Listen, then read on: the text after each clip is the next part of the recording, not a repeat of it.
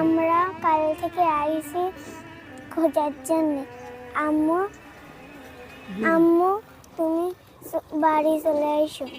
আম্মু তুমি চলে আইসো, আমাদের খুব কষ্ট হচ্ছে।